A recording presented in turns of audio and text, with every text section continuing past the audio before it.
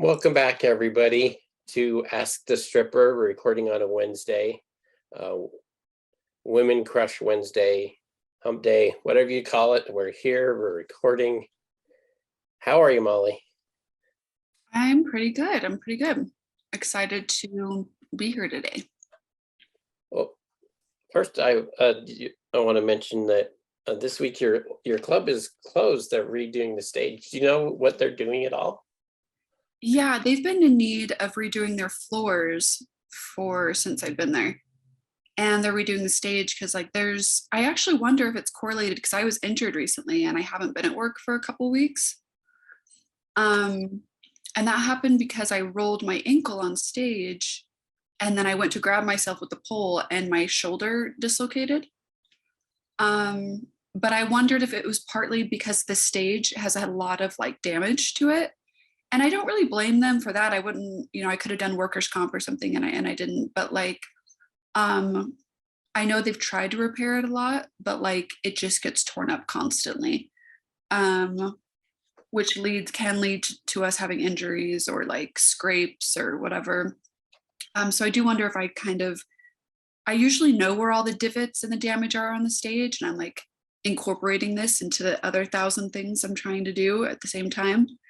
But I wonder if I did kind of step on one and not really acknowledge it. And then, that made my 8-inch heel roll, which led to the shoulder. But yeah, I don't know how I magically can jump from why is your club closed to, oh, I'm recently injured, but it's a skill. But yeah, so yeah, they're updating that and they're supposed to be closed, I think, for 3 days, which it's such a big club that I'm not sure how they're gonna be able to finish all of that in that short of a period of time.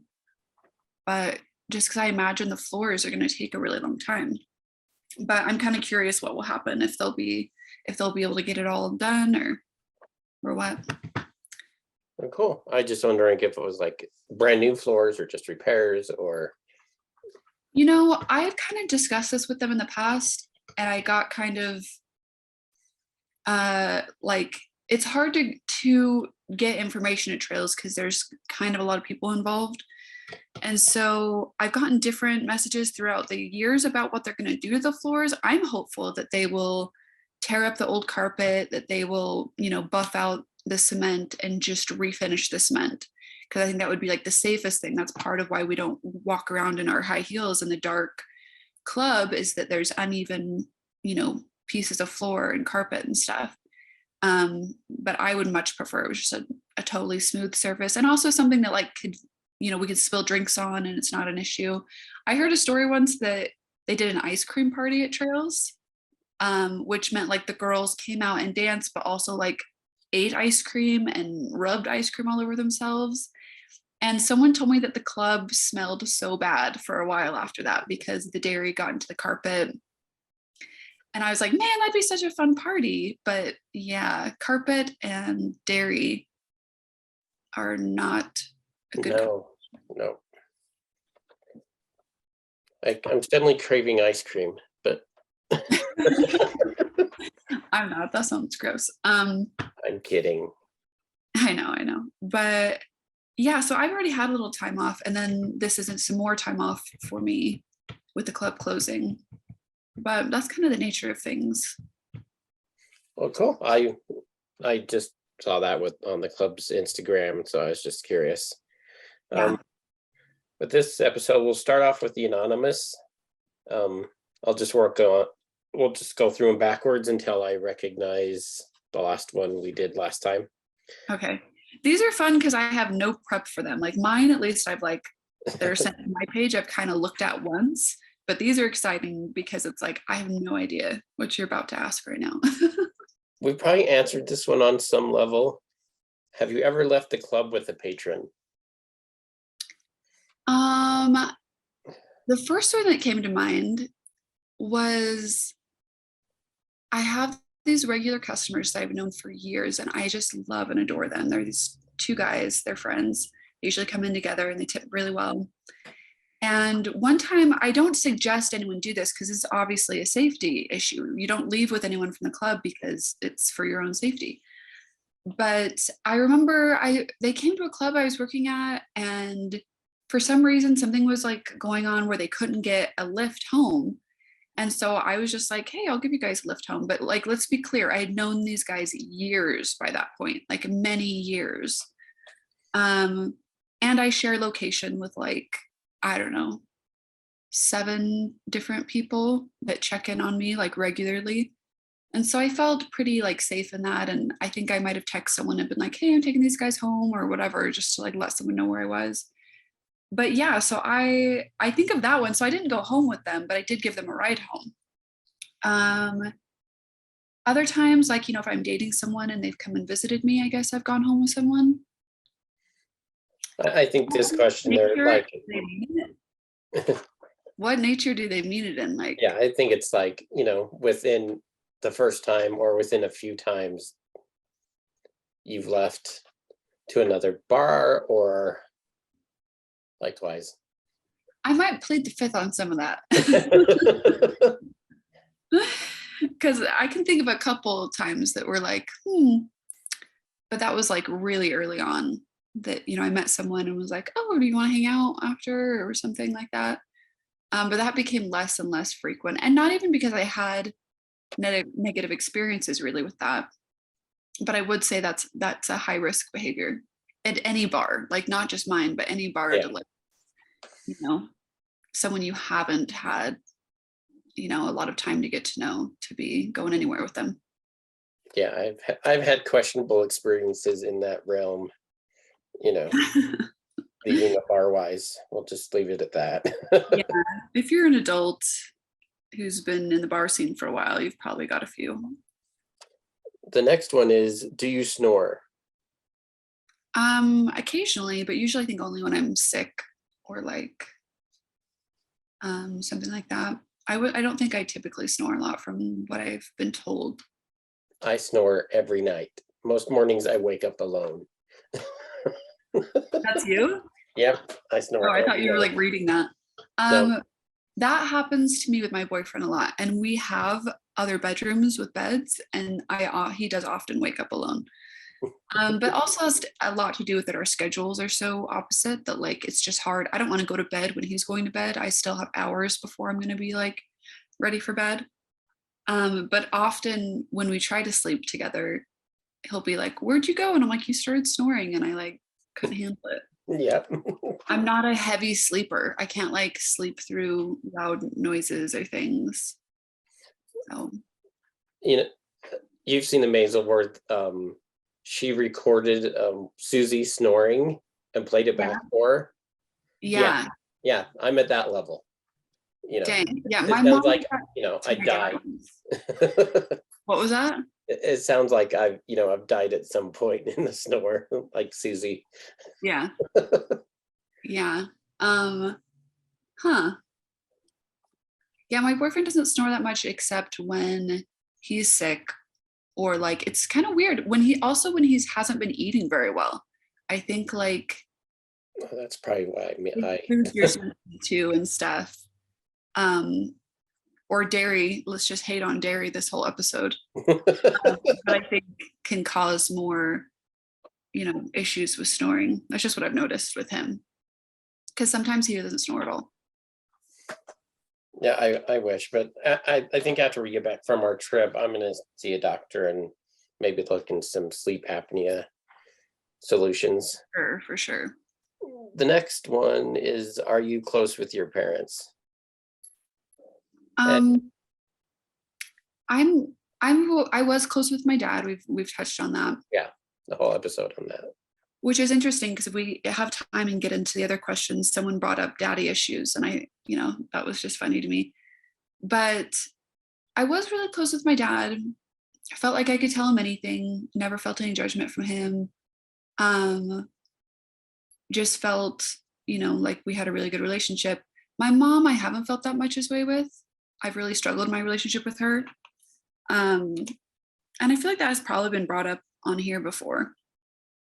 But but I actually am working harder to try and be closer with my mom because I think she has made a lot of strides in her life because she's really had like a very traumatic life. And she's made a lot of, I think, efforts to be better and healthier. And so I've wondered recently if I shouldn't like give her more opportunities, but also keeping really healthy boundaries in place that protect me because she's got some issues that can be abusive or problematic in a relationship. And so I guess my question or my answer to the question is I was pretty close with my dad, not as much with my mom, but I'm hopeful that I will be, but also accepting of that if that's not the reality that I'll ever have with her. Work in progress, basically.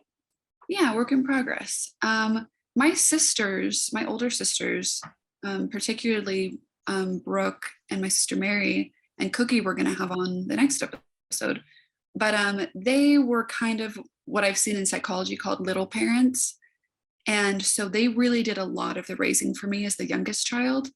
And so when I think of like a motherly type relationship, I think of them. And if I have things I'd like to relate to someone who will be maternal with me, that's who I turn to. So I have a good relationship with my little parents that I had, you know. But yeah. Yeah, that makes sense. Yeah. The next one is, will you ever be an FWB? What's that? A friend with benefits. But Um, again, you covered I was, your monogamy, so it's like yeah, friends with benefits is hard when you're someone who kind of, I mean, we talked about my sensitiveness to just falling in love with random people. I mean, even if it's not romantic. Um, and so I think it's hard for me to have friends with benefits because I don't really like to choose to spend my time with people that I'm not getting. I would need more than just sexual benefits. I guess like as a female, it's really easy to get sexual benefits in whatever friendship or relationship you want.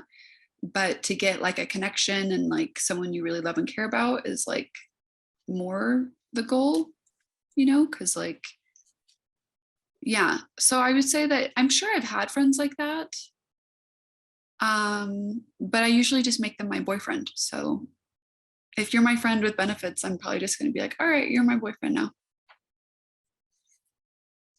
good to know. Yeah, I've had him in the past, and it's just kind of like, what are you up to? What are you up to? And hang out, and what happens? I know I haven't. I've never been a fan. I'm sure because of my conditioning, but I've never been a fan of like the late night booty call. Like I'll kind of set someone straight, especially if like I have interest in them and they're just hitting me up for a booty call. I'm gonna be like offended. I'm gonna be like, you can take me on a date. You can plan a week ahead and take me somewhere nice and get to know me, or you can not contact me at all because I'm not going to respond to a 3 a.m. What are you doing? Yeah, Um, with mine, it's been hangouts too. It's not just been hi, bam. It just so yeah, I think if it's beneficial to both of you and that's what you want, like that's totally fine. I've just found that I get attached to people kind of quickly and then I'm like, I don't want to just be a booty call. I don't like that. I'm not comfortable in that zone. I need I more. I get attached quick too. It was scary back then, back in the day. Yeah. And like I said, I think it can be like one of your greatest strengths, but it can also be your greatest like downfall. I had the flip side happen to me. I had a girl that I was kind of hanging out with one week. At the end of that week, she wanted me to tell her that I loved her. Huh. And because I didn't, poof, she was gone. It was freaky. I feel like that's actually a very self-aware person and maybe she was a total crazy person or whatever. But I think if you know what you want and you ask for what you want and someone's not able to deliver that, then you should just be like, okay, well, I asked for what I wanted and that's what I wanted and I want what I want. Like it's not for me to say whether it's right or wrong. It's just is what it is. Um, It was jarring. It was like, okay. yeah, I mean I've never done that. but I am typically the first one to say I love you, but I also don't care usually about it coming back to me. I don't remember ever feeling very attached about whether or not they said it back, because for me, I just was like, well, that's just how I feel. Like it's not conditional, or I don't need it reciprocated. It's just where I'm at. And it felt like I didn't know how to say nicely, like, I love everybody. So like, you're special, but like, I also love a lot of people. I use the word pretty regularly. And so it's not like, oh, wow, you're my one and only soulmate because I said I love you to you. It's like, no, I just love and care about you. And so I'm going to say it and express it.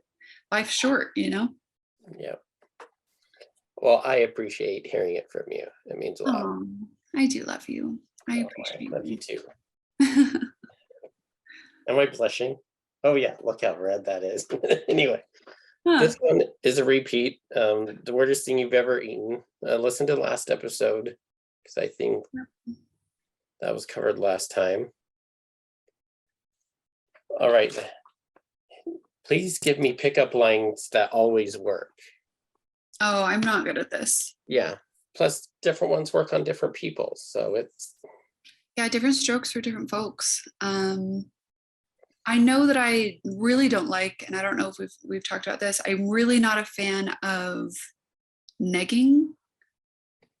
I really don't like it. Do you know what that is? No. Negging is when you subtly try to insult someone to get them to like you, or to like lower them enough to like feel insecure enough that then you can like make a move. Wow. A lot of people do it. Awful. I mean, people do it all the time at the club. And it's just always been a tactic that I don't like and that I'm pretty instantly put off by. But then again, sometimes someone that I like will like kind of try to tease me in a way that feels like negging, but also I can tell they're just trying to tease. But also I'm like, I'm already off put by that. And I think one of the dancers said something to me, and maybe we've talked about this, that she said, I think she didn't like that I enjoy people being so effusive with me, that like I love when people are nice and kind and complimentary, and like she kind of sees this as like a way that people manipulate. And I totally get that like you can manipulate with a compliment the same way you could with negging. But at the end of the day, I'd still prefer to just hear nice things and for people to be complimentary and to add to my vibe and my confidence, rather than try to compromise it or take away from it to somehow get themselves in a position that they feel like they could hit on me. So I guess I wouldn't give you, you know, a pickup line that I know that works. I would say, and maybe sorry, I say this so much because I can't remember everything I said, but maybe I've said this. I've always felt like the best approach to picking up anyone is to ask questions about them. And not only is that good and doesn't make them feel interested, like as though you're interested in them and want to kind of encourage that interest, but also you can start to learn a lot about a person and find out if they're really even someone you want to have a relationship with. The more questions you ask, the more they're going to share, or the more they're going to reveal, or they're going to reveal by not being forthcoming with their answers, or you're going to listen to stuff they say and it's going to resonate with you or not. But yeah, so I'm like all about just ask someone about themselves, ask them personal questions. And that's, I think, the best way to pick somebody up. Yeah. Yeah, no manipulating. That's just awful. I mean, we all manipulate to some Oh, yeah. degree. It's just human nature. But yeah, if you want to manipulate me, we already know. Just give me a ton of compliments And a ton of money. and a ton of money. It's simple. But I'll yeah, give you compliments. what? I'll give you compliments. I don't have tons of money. I'll take it. Okay. But yeah, I felt weird when someone like suggested there was something deficient in me because I like and enjoy that. And maybe there is, but I'm kind of like, no, I think it's perfectly okay to be enjoying type of interaction. Yeah. So The next one is, we might have covered this for Indy. Shh. Indy sees a personing outside. How Your dare they? Your favorite part of your body. My favorite part of my body. Sorry, I'm like wiping my nose. My nose is my favorite part. My favorite part of my body. I can't say that I have a favorite part of my body. I can say that occasionally in certain lights and certain, context, I can look at myself or my body in a way that I'm like, oh, that's nice. Like sometimes I look at my hands and I'm like, they're not perfect and they're getting kind of like, life worn. But I'm like, there's like something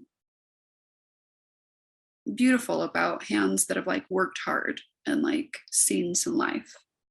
Yeah. So, and my hands are the easiest part of me to see. So I'd say maybe I like my hands sometimes. Like I don't feel like they're special, but I'll be like, they've done a lot for me. I got little sausages. Good job, girls. Good job, girls. Um, Probably yeah. patrons would say your booty. Yeah, my booty is what I'm notorious for. But my booty to me is just my booty. It's not like my favorite thing. But I also do feel skilled at showing it in a light that makes it just look, because I'm all about, marketing and making that money. So I'm going to play to my strengths, of course. Or what other people are giving me feedback on that they want to see, Yeah. Hey, I'm working. Don't jump on me. Side note, I really don't like when people at the club tell me to turn around. I find it very annoying, I've decided. And usually I'll make a joke like, oh, you don't like my face? Or, just something to like kind of quip with them about. But I do find it's just on the list of things that I hear pretty regularly, which is either just a mimicking of me to turn around or just flat out articulating with your mouth for me to turn around. I guess it bothers me because I'm like, bro, I'm eventually going to do that anyways. It's part of the routine. Yeah. I know what appear to be my strengths and I'm not confused. I will be bringing the moneymaker around for you. I aim to please, but could you just chill? Could you just be grateful that a woman is in front of you taking her clothes off and not dictate to her how you'd like her to do that or in what order, or that bleeds into take your top off. Like, I'll get there, bro, or maybe I won't. And either way, you're welcome. Exactly. And in the future we'll do an episode about pulp culture and this type of stuff. And like in movies a lot, when somebody asks a female to turn around like that, it's like they're assessing them, and that just makes my skin crawl. Makes my skin crawl. My skin crawl. Yeah, I don't like that. But it's funny because I like to be self-aware about things that bother me and make sure like I can look through my life and make sure I'm not doing that. And I think there was a time recently that I did do that to someone, and I think I wanted to see their outfit or something like that, and I did like oh, turn around, or hey, something like that. And I just wanted to be aware that I'm like, okay, well, you actually just did something that bothers you, like maybe reassess that, and if that's a way you want to interact with people, or if that could have been taken in a way that was different than you meant it. But yeah, sometimes I mean, and we've talked about this, sometimes I say stuff at work that I'm like, it's really hard to be appropriate here, but I really strive to be. But yeah. But also not being appropriate is fun. For sure. I mean, and that's where it needs to be like, I don't know how to, the word I thought of was consent.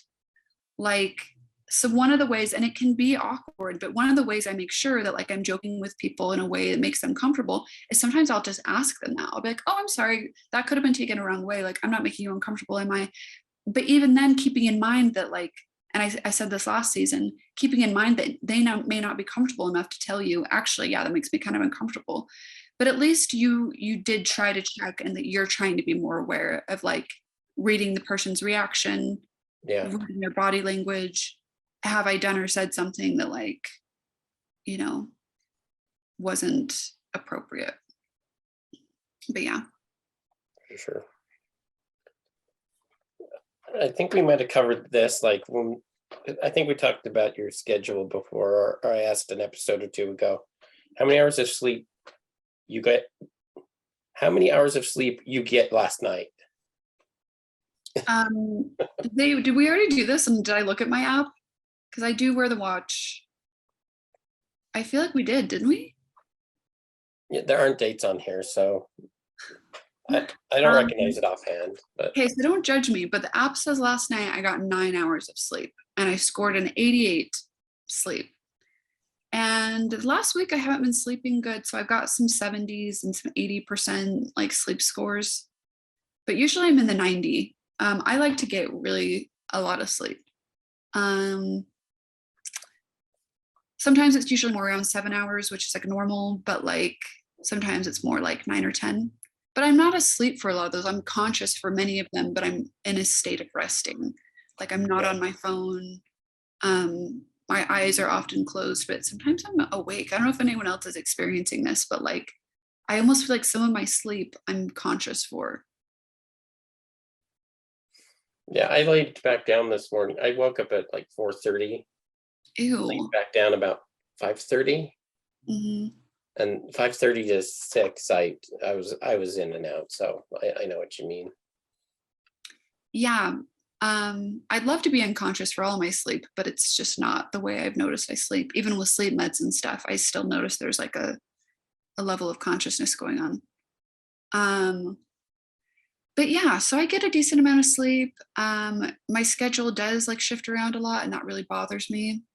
I'd really love to have like a very consistent, normal kind of schedule, but I don't see that in the cards for me anytime soon. Not until you're running your own club, right? Yeah, and who knows, even then, like, running a business you can't always predict that timing either, You can have an apartment upstairs, so you can just go up there and I've literally thought of that, like, but it would be so unsafe. So I'm like, no, I couldn't do that. you wouldn't tell anybody. It would just be a secret space. Well, if they listen to the podcast, they might know we talked about it. Well, the place hasn't happened yet. Maybe it's a basement. Maybe you have to go through a tunnel to the next block. Yeah, okay. We haven't figured it out yet. I think probably a man could do that, own a bar and live there, but I don't see. The woman I told a story about who owned a brothel, she did live there. Like she had like these buildings, and one was where she lived, and also where the women who wanted to work there, they had living quarters as well. It was like a compound. It was really interesting. Yeah, I've heard about comedy clubs years ago that there would be an apartment complex or some type of building near the club, and that's where the comedians would stay Huh. during their shows. That's cool. And there's a motel by Trails, and I've wondered if, how long Trails has actually been there, because I think I've only heard accounts as to like 30 years ago. But I'm curious if at some point that was a strip club, if people ever went or stayed in the motels there, or if there was sex work kind of like correlated there. But I don't know. No, My voice is so scratchy. mine's a little scratchy too. We've covered this one before. Your biggest insecurity. Why do people want to know that so much? We've covered it a few times over the 2 seasons. But can you tell me why? I don't know why point it out. You're I'm dealing curious with it about enough. why they're curious. Like I am Yeah. actually curious about, I guess, I don't know. I guess I wonder that about people too, but I don't think I'd ever ask it. Maybe that's why we keep getting it on the anonymous one, because I don't get it that often on my other one. But do I want to talk about insecurity today? I guess I will touch on it today to just say everyone has them, and I think we've already said that, but like that's totally normal. And like and one of the things I tell to dancers is what I said earlier in this episode, just play to your strengths, you know, like and try to work on the things you can tell you're lacking in. But be patient and kind with yourself. And that, yeah, someone did actually, I lied because someone didn't ask it that way, like that phrasing, but I did notice in my questions I got, there was a question from a woman that wanted to know about how I handled body image. And we could kind of get into that later, but yeah, I would say that's kind of some of the ways I handle it, is I try to be accepting of like myself and where I'm at. And if there's room for an improvement or things I'm capable of improving, I'll do that. Yeah. The next one is, how many selfies do you take a day?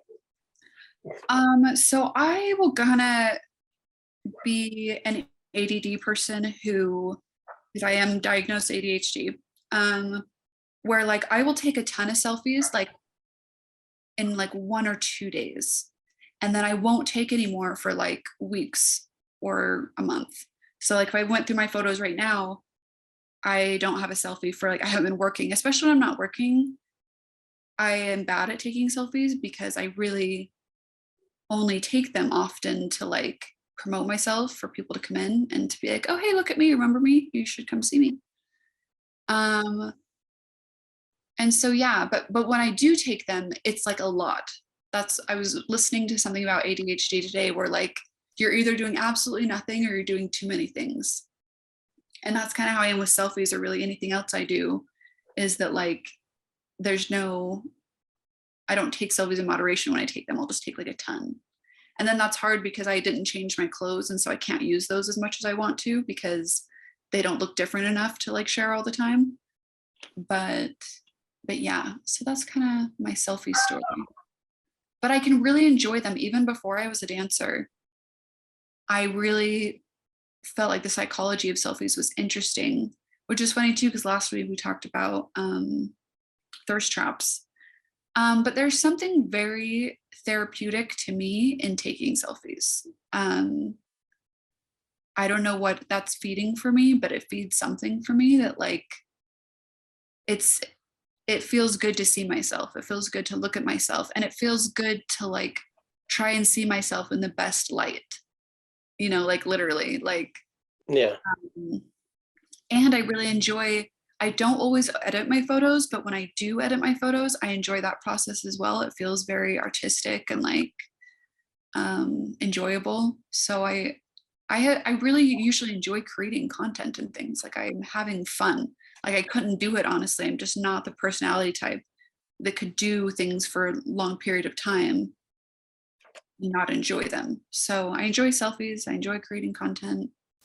Sometimes, not all the time, but I try to capitalize on when I'm feeling that, when that vibe is rolling for me, and just like do a bunch of stuff. And then there's always a ton of stuff I haven't released, like whether it's content or other projects. Like there's always, I feel like I'm only ever really sharing like maybe 20% of the things that I do.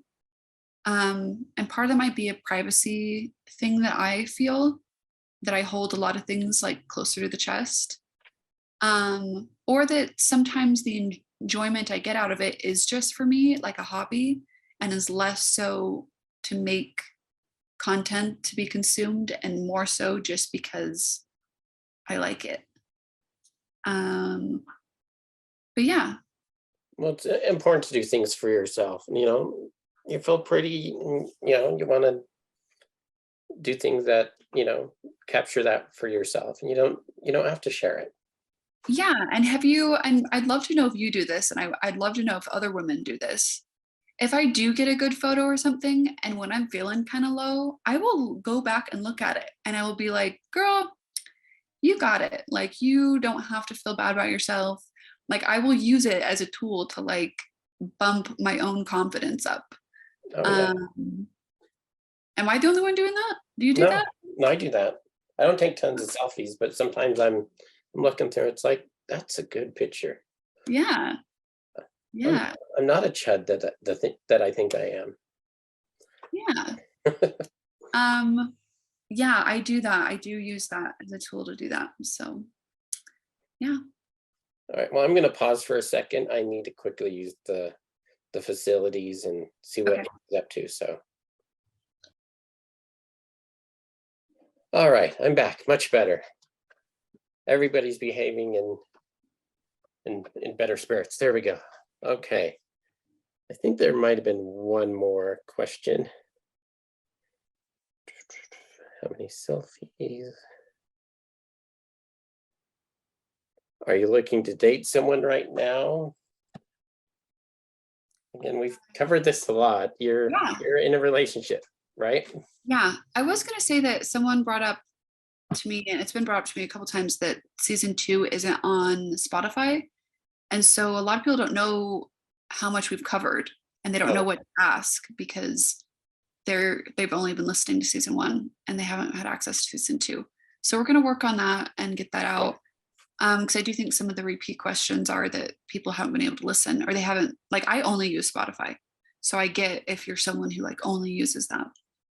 But yeah, I am looking to date someone, and so I am. um yeah. Yep. I am in a relationship and typically am in one. That's what I do. yeah. I And enjoy the ways that I learn and grow in a relationship. I've noticed. I think there's growth and all that when you're single as well. Um, I just don't seem to enjoy that kind of growth as much. And I don't feel like I get as much out of it. So my preference is to partner up with someone as a partner in crime. partners in crime are fun. Yeah. All right, that's all anonymous. Okay. You want me to pull up some of the ones I got sent? Yep. All right. Let's see. I got,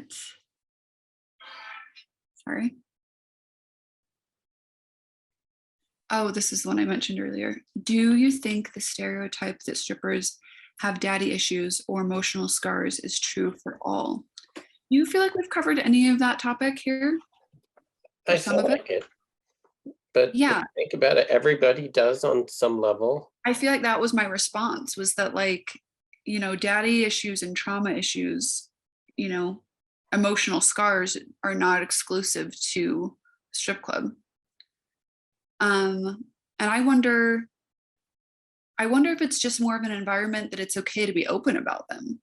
And so the perception might be that they have more when in reality potentially they just talk about it more, or you know aren't afraid to share that. Whereas, like, if you work in some other type of industry that's not, I don't know, I just wonder if, like, the artistry and the environment leads to people being more candid. It's just kind of some of my thought processes that Yeah. I don't know if there's any truth to that, but just that, and just that I know that in the bar industry in general, I think we've talked about, there's a lot of mental health issues. But I've also wondered if that's because that group is also much more accepting of those types of issues. Um, Not that they're completely accepting, but that, like, to talk about it isn't like that unusual in that environment. And part of that probably lends itself to the fact that there's alcohol involved, and so people, may talk about things they wouldn't normally talk about. But yeah, I have not seen that. I'm trying to think of, I know a few dancers I know that have um, issues with their fathers. I wouldn't say that that's predominantly what I've seen. And of course, I don't feel like, I'm sure that I have issues with my father, like, you know, anyone does, like any normal person who's experienced life has. But I wouldn't say it's more so than people in other industries, or more so than, you know, a banker or, I think it's this idea that people want to play into, that being a dancer is related to like low self-esteem, or the idea that, you know, like you couldn't be a stripper and respect your dad, because we all know dads are super protective and dads are, you know, but I think that's kind of a something about it seems toxic, that like you must not have a relationship with your dad if you are willing to do this type of work. I don't like that. That doesn't sound right or true to me. Yeah, that they're rebelling against their father for some reason. Yeah, or that like, yeah, their dad didn't like teach them to respect themselves, or something like that. And I don't feel that way about myself. And I think people get into this industry for a slew of reasons that could be correlated to their upbringing, their self-esteem, their financial situation, their personal preferences. But yeah, I wouldn't say, yeah, I don't think my answer would be, it's definitely not true for all strippers. And I wouldn't even say most of them. And I would say that everybody has issues with their parents. It's probably just a stereotype that needs to be overcome. Yeah. Or, you know, that it's potentially people coming as patrons, that potentially they're projecting their own issues onto someone else, that potentially they have father issues. And so we often project our issues onto other people. So I wonder if it's really not about the women that work there, but more so about the people coming in, that they are having those issues. I don't know. Just a thought. Or a power dynamic. You know, a lot of people think power is important. I don't know. Yeah. Yeah, I feel like some men that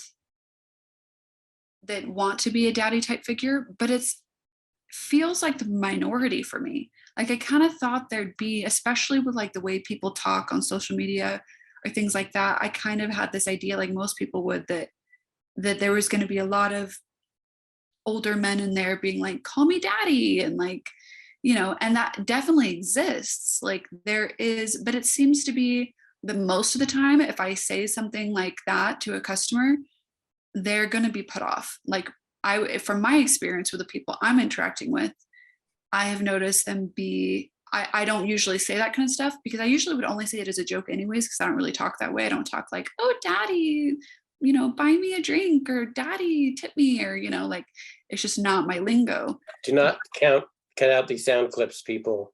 Do not cut out these sound clips. But like when I have ventured to say it, which is usually in the spirit of joking, or I've said it, I don't know if I told this story, but I know I said it once, like passive aggressively, because someone was trying to be really bossy with me and I wasn't enjoying it. And so I think I gave them like a very like, oh, is that okay, daddy? Like kind of annoyed, like, but also in my head, I'm like I said, I'm about that money. So I'm also like, dude, I'll cater to what you want for a minute. If that's actually what you want. If you're paying me well for it, I'll call you daddy all night. I don't give a shit. But from anyone I've even tried to venture that with as a joke or as a response to the way that it seems like they might want me to engage with them, I've found that most of the men I've engaged with don't like it. And whether it's because it makes them feel older or because it makes them feel icky, it just hasn't seemed to be. But then again, like I know that I am attracted to certain types of people, just even at work, you know what I mean? Like the types of people I interact with. And so I know other dancers who really do seem to like play up that kind of like narrative or, you know, experience, and they seem to like it and do well. And the men are enjoying that too, but it hasn't been my experience. And like we've said, that could have something to do with it. I was like 30 when I started in the industry. So it's not like I really could play that like kind of naive, you know, type of character. Like that wasn't, I don't think that was in my wheelhouse when I was a young, naive person. I don't think that was really a character I could get away with even then. I think I'm too sarcastic and I'm too like, I don't know. Anywho. You'd be a brat and it'd be a turnoff in the situation anyway. I'm kidding. What'd you say? I said you'd be a brat and be a turnoff in the situation anyway. Have you heard of brat kink? No. Yeah, like it's a thing, you know, like being really bratty, that some people feel very attracted to that. And I think it's interesting. I think I kind of am a brat, but not a brat in like call you daddy kind of sense and get my way. Yeah. And daddy, I want another pony. Get over Rika. It'll be interesting to see how they, if she'll be in the new one, because you know they're doing a new Willy Wonka. No way. Yeah, with Timothée Chalamet as Oh yeah, Wonka. my love. I forgot about that. I think I did hear that years ago, and I didn't realize that was. But yeah, I'm sure there's a Veruca Salt kink that like you just want someone who's bratty as hell, who's demanding, and maybe you've got mommy issues. I don't know, that like you want to be, I don't know, dominated in that way. But yeah, different strokes for different folks. Everyone likes different things. That's why I think it's hard to like say a pickup line that works for everybody, because you can't. Everyone has such a variety of things they like and are interested in, personally and sexually. So Well, I think we have time for one or two more. We're approaching our hour. okay. The next one was, do you know about the art of detachment? I actually do know a lot about the art of detachment. It's been a required, necessary tool for me for many years. And I'm not sure if I know it the way that you're asking, because he might be meaning something very specific, like a book or something like that. I'm not sure if there's a book called The Art of Detachment, but just that I think I've mentioned that I did a lot of work in like 12 steps type of work, and that detachment seemed like such a necessary part. And I've also done a lot of research and understanding of codependency. And so I definitely have needed to learn a lot about how to detach from people, things, situations. I particularly have had to do that with work, because I can get very caught up in work and all the dramas that go on there, every interaction with a patron, or you know, every bit of chaos that goes on there. I can get very attached to and let it like make my life chaotic. And so I've had to do a lot of practices of like, I can't let anyone or anything or anything, you know, destroy my peace, or have all these hangups about it and make everything personal. Like I've got to be able to like, you know, separate myself from that. And a lot of the ways I do that is often like physical. Like a lot of times I need physical separation from work, or physical separation from, if there's drama in the back room, I will leave the back room. Like, so I use that as probably my number one tool of detachment, is like, I'll just remove myself from the situation. Like whatever it is it an interaction with someone at the club that I'm not enjoying, that's feeling like it's draining me? Get out of there, bounce, run, book it. So that's probably like my number one way. But then the second way I would say is that when people do seem to get under my skin, I start to try and question myself about why they are. Like, well, why is this bothering me? Is there something I need to look at here? Why am I, if I'm feeling sensitive to something, maybe I need to like look in the mirror and be like, what's going on with me that I might need to work through a process. But then also I would say the third thing, which might be one of the most important things, is that that's so weird. It like went away. The most important thing, I forgot, but The thought had an art of detachment. Yes. Um, but no, it was about reminding myself that something someone does or says usually has very little to do with me.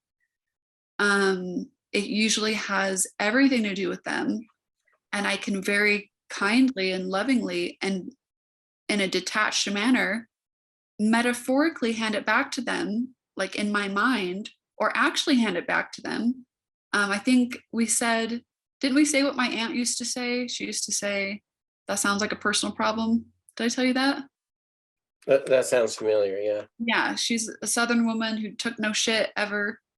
And that's, I think, an okay thing to say to people, but it's also just an okay attitude to have in your mind when listening to someone. You don't always need to respond to anything that they say or react for sure with anything that they say, but you can kind of hold an attitude of like, that sounds like a personal problem. Yeah. What about what they're telling me has my name on it? And if there's something about it that does have my name on it, I'm fine with that and I'll look at that. But it's really nice to be able to decipher some of that does not have my name on it. Some of that is not for me. Some of that has nothing fucking to do with me and is not my goddamn business. So those are some of the ways I detach. I'm trying to think of other ways. I know that I've had to build just every little tool I can think of to practice detachment because of my superhuman strength of loving and caring about everyone. I've had to learn to be able to cut that off when my safety, my mental, my physical, emotional safety is, at stake. Well, as somebody who hates everybody, don't do it. It's lonely. Your pendulum swings, I think. Like, Yeah. I wouldn't say I hate everybody, but I feel very like reluctant to want to engage with anybody anymore. Like I just am like, dude, if you vibe with me, I'll know. And if you don't, like you need to not be in my bubble. Yeah. Um, but yeah. Do you have do you feel like your pendulum swung a little far into like where you kind of loved everyone and then you kind of hated everyone? Um, yeah. Yeah. So probably this time last year, I've chatted with multiple friends, and generally felt good people wise, but lately I don't have a lot of people reaching out to me, so it definitely gives me a different attitude towards people because there's not that volume of interaction, if that Yeah. makes sense. Yeah. I like keeping my volume as low as I can. I like It's freeing, but um it's also lonely, Yeah, for sure. For sure. That's the struggle. Um, but yeah. Should we do one more? Yeah, one more and then we'll Okay. sign off for this week. Wink. Wink. I'll do this one, especially since we did kind of mention it. How do you deal with body issues? And I don't know. The first thing I thought of, which isn't like a skill, but it's just that like generally the lighting in strip clubs is flattering. There's method behind that, like so I kind of like that and kind of fall back on that a lot, that like the lighting's good here. There's flattering lighting here.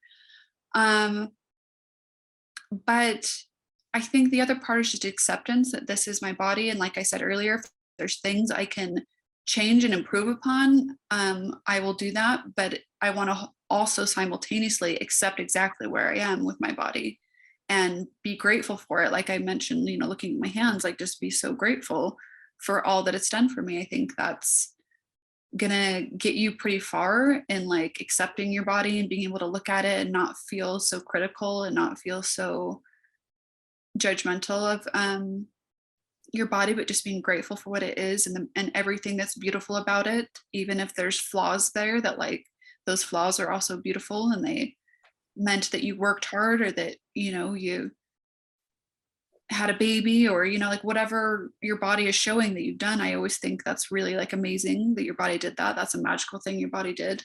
And or scars or things like that. Those are things you've been through. But also, you know, like working out has always helped me a lot. Working out has helped my mental health as well as like feeling confident. I can feel like people still comment on that I work out a lot, but for like the last year or so, I didn't work out that much. And so it was weird to me that people would keep noticing that it looked like I worked out a lot. And I was like, huh. And now I am actually working out a lot more than I used to. But this is something I've noticed in all of that, that like, even if I worked out one day, so let's say the day before I was feeling a little insecure, and then the next day I worked out, and then I worked that night, I would feel more confident and feel like I looked better the day that I worked out, just because I'd given a mental signal to my brain that I'm happy and healthy, and like am doing the things to take care of my body and to make it look a certain way. But I feel logically, I know the difference in how I look cannot be that dramatic from one day to the next. Like, Yeah. I'm pretty sure I looked basically identical, but just that being able to give myself good messages about my body and my behavior and my choices helped me feel more confident, even though like, and literally like my body looked different to me. And I've just noticed that consistent theme throughout. It is really hard, I think, to work out and be a stripper, but like, I feel like it's really worth it when you can do it, but it requires that you not work as much. But like I said, I think it's quality over quantity. And if you feel good and confident, you're gonna have more productive shifts. But yeah, so working out is one of the ways I deal with body image, just because it makes me feel better.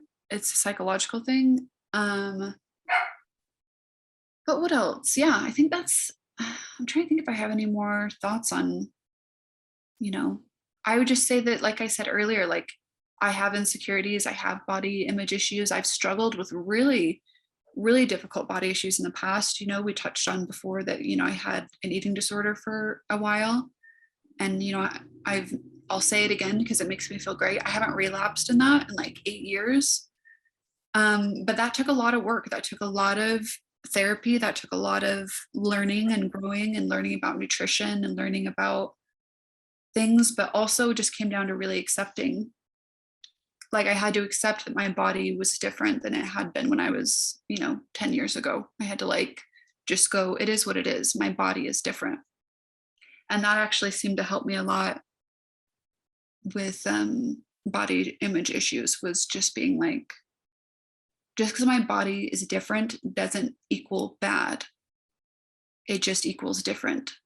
And different is okay. Different is actually cool. Different is actually fantastic. And being unique is a quality. So like being able to kind of bring it all the way from something that feels bad to something that feels good. Yeah. Awesome. Yeah. All right. Well, episode 6 is in the can. In the can. So thank you, everybody. Ask the Stripper on Instagram, Molly the Stripper on Instagram. Send us messages there. And as always, we post the anonymous link before we record. I know where my mind went there.